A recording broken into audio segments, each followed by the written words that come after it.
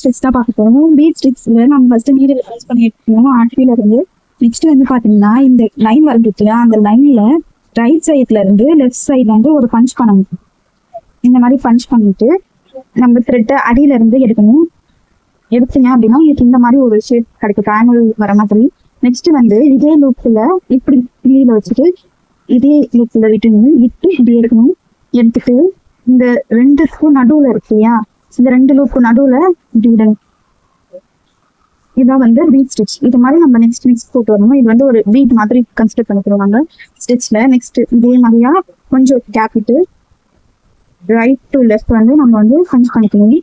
இந்த த்ரெட் எதுவுமே இந்த சைடு தான் இருக்கும். நெக்ஸ்ட் வந்து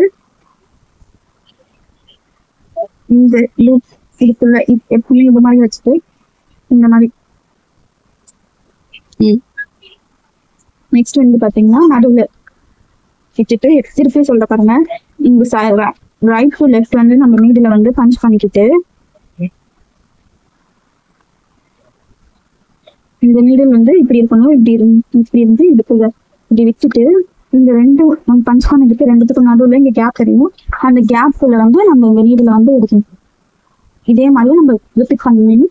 வந்து ரைட்ல இருந்து லெஃப்ட் வந்து பஞ்ச் பண்ணிக்கணும். இந்த லைனுக்கு half of this size.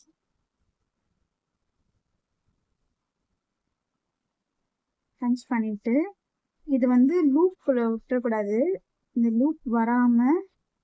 So வந்து கிளாத்துமே டைட்டா இருக்கணும். இந்த லூப் வராம இந்த லூப் எப்பவுமே லெஃப்ட்ல இருக்கணும்.